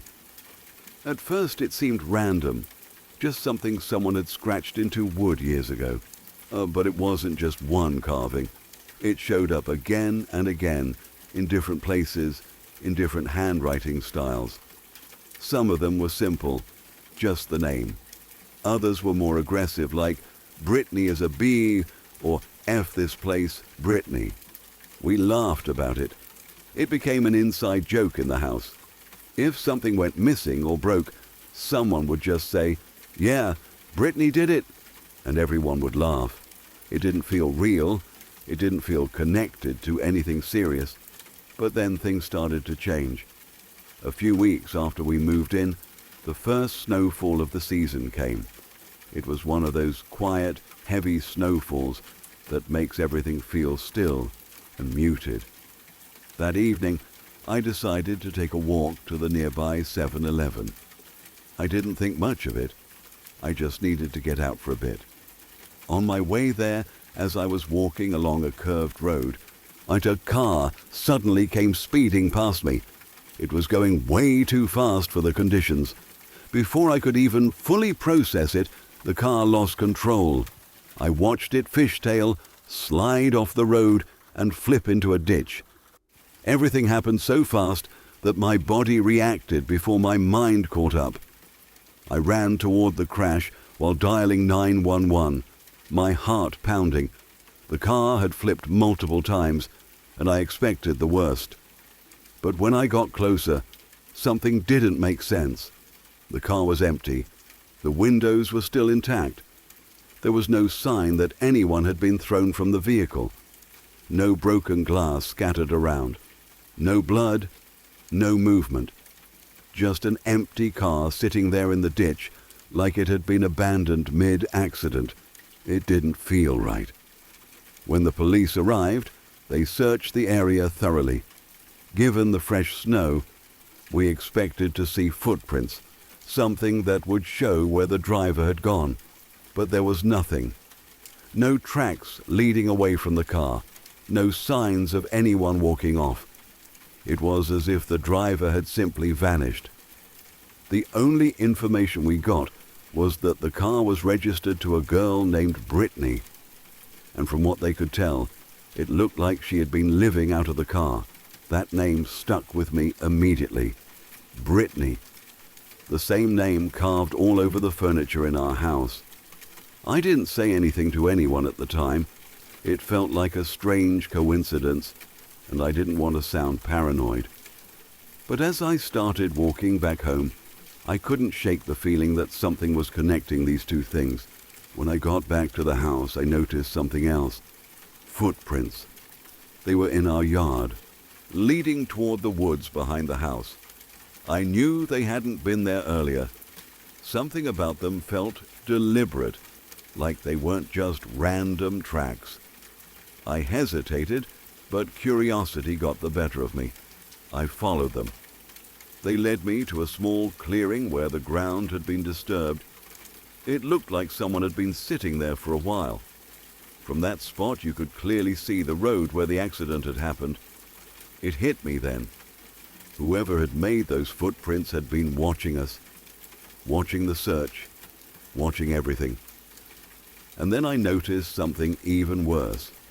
There were no footprints leading away from that spot. The tracks just stopped. I stood there for a while, trying to make sense of it, but the longer I stayed, the more uneasy I felt. It was like the air itself had changed. Heavy, watching. I went back inside. And that's when things really began. At first, it was small. The basement door would open on its own. Not dramatically, not violently. Just slowly, like someone was pushing it from the other side. I started locking it, thinking maybe it wasn't closing properly. But even after locking it, I would find it slightly open again later. Then I started noticing more carvings. The name Brittany began appearing in places where I was sure it hadn't been before. At first I thought maybe I had just missed them, but some of them looked fresh, like they had been carved recently. That didn't make sense. No one in the house admitted to doing it, and honestly, it didn't feel like a joke anymore. Sleeping became difficult. Every night I had this overwhelming feeling that I was being watched. Not just a vague anxiety, but a very specific, so very real sensation, like someone was standing there just out of sight, staring directly at me. I tried to ignore it. I told myself it was stress, lack of sleep, my imagination running wild. But then my roommates started experiencing things too. On separate occasions, two of them came to me and said the same thing. They woke up in the middle of the night feeling like something was pressing down on their chest. Not just pressure, but weight, like someone was sitting on them, holding them down. Neither of them saw anything. They laughed it off when they told me, but I could tell it had shaken them. I still didn't tell them about the accident. I don't know why. Maybe I didn't want to connect the dots out loud. Maybe I was afraid that saying it would make it more real. One day, after barely sleeping for nights, I was walking past the basement door. It slowly cracked open. I froze. And then right behind me I felt it. Not a touch, not exactly, but a presence. Close, too close. And I heard something. A laugh. It wasn't loud, it wasn't clear, but it was there, low, almost amused. I turned around immediately. No one was there. The house was empty. I didn't stay. I grabbed my keys and left, and I didn't come back that night. I stayed with friends, trying to convince myself that I just needed rest, that everything would feel normal again in the morning. But it didn't. Over the next week, a new detail appeared. A smell. It spread through the house slowly, subtle at first, then impossible to ignore. It wasn't a typical bad smell. It was something strange, like a mix of old age and decay, almost like a grandma's house smell, but mixed with something damp like mold. We searched everywhere for the source. We found nothing. And now I'm stuck with this constant feeling that all of this is connected. The house, the carvings, the accident, the name, the footprints, the presence. I haven't told my roommates everything yet. They still joke about it, still treat it like nothing serious. But I can feel that something isn't right, and it's getting harder to ignore. What bothers me the most is this deep, unshakable feeling that the girl from the car, the one named Brittany, has something to do with what's happening inside this house. I don't know how. I don't know why. But the timing, the name, the events, they all line up in a way that feels too precise to be coincidence. And now I'm left wondering whether I should finally tell them everything, or if saying it out loud will make whatever this is come closer.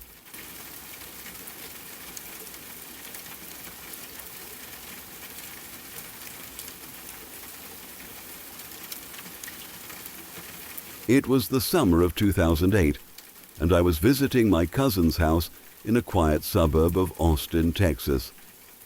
The neighborhood was serene, almost sleepy, with neatly trimmed lawns, sidewalks that curved gently around streetlights, and rows of identical houses that gave the impression that nothing unusual could ever happen there. But that summer, something happened that I, and everyone involved, have never been able to explain.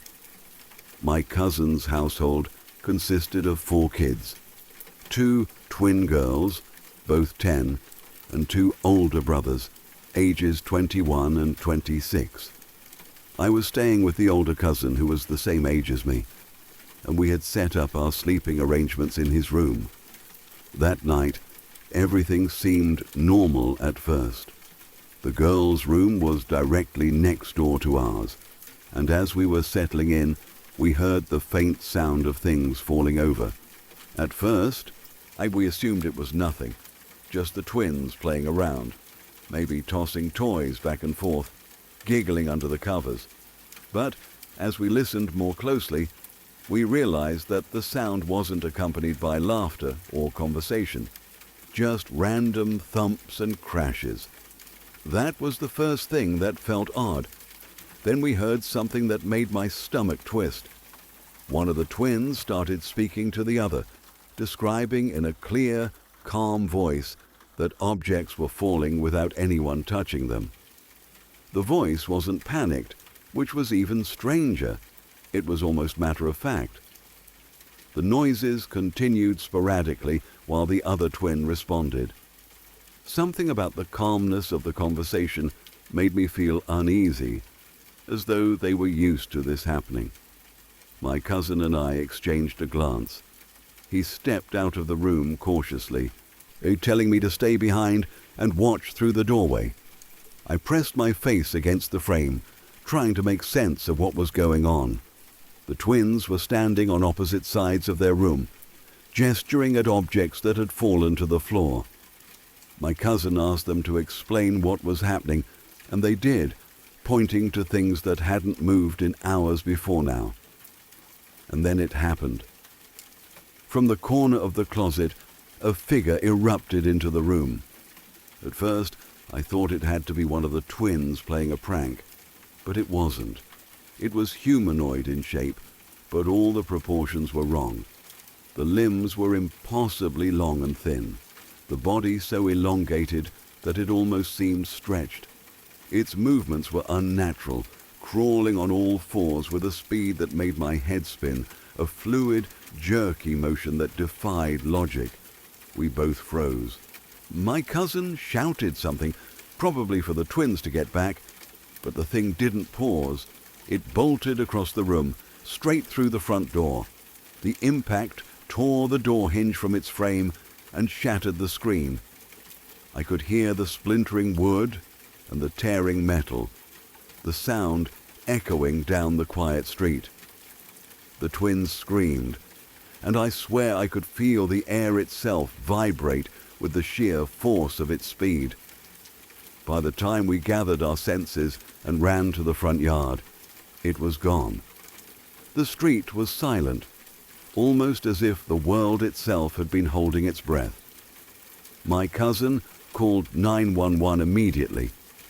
The dispatcher assured us that help would be on the way quickly, but even then, I couldn't shake the feeling that we were not just reporting an intruder. We had witnessed something entirely beyond explanation. The police arrived within 5 minutes, which seemed unreal considering the chaos of what we had just experienced. They scoured the area with flashlights, questioned neighbors, and combed through every yard and alley in a 5-mile radius. But nothing turned up. No footprints, no signs of entry, no evidence of a person or animal that could have caused the damage. It was as if the thing had simply disappeared into thin air. The most perplexing part, however, came when the police examined the broken front door. There was a small amount of blood on the wood, where the creature had been cut by the splintering frame.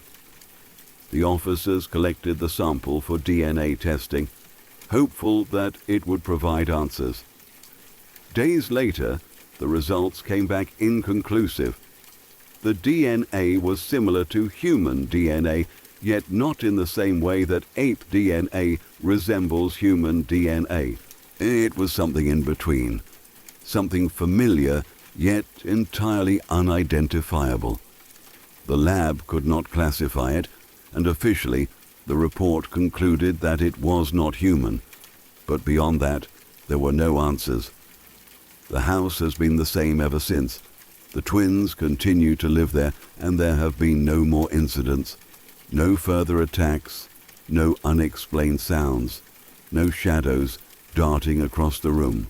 Yet for everyone involved that night, the memory remains vivid and terrifying. The image of that long, thin, inhuman creature with its impossible limbs and impossible speed has stayed with us. Over the years, I have tried to rationalize it. Maybe it was a highly deformed animal, though nothing I have ever studied or seen could match its description.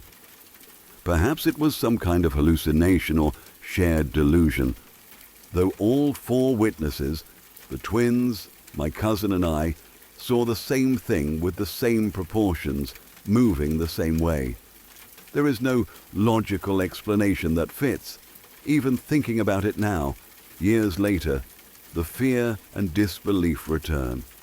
How did it get into the house? How did it move so fast and so silently? Why did it leave no trace beyond the broken door and the inconclusive DNA sample? We have no answers. Nothing in the world seems to offer a satisfactory explanation. And perhaps the most frightening part is that the thing could exist in the world without leaving a trace, unseen, unnoticed, and incomprehensible. Some nights, when I think back, I picture that creature bursting out of the closet, its long, thin arms propelling it forward, its dark, humanoid face, and I feel that old, unshakable chill of not understanding the world around me. It was 2008, and that summer night in Austin left an indelible mark on all of us. Even now, I can't explain what we saw. All I know is that it was real, and it was there, and it was entirely unlike anything any of us had ever seen before, or since.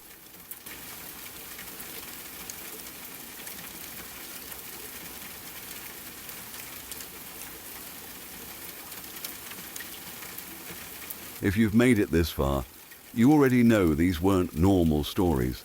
Some of them stay with you. So I want to ask you something honestly. Do you think all of these can really be explained? Or do you believe some things just aren't meant to be understood? If you want more real stories like these, you can subscribe, but only if you actually enjoy this kind of content. And if even one of these stories stuck in your mind, then this video did its job.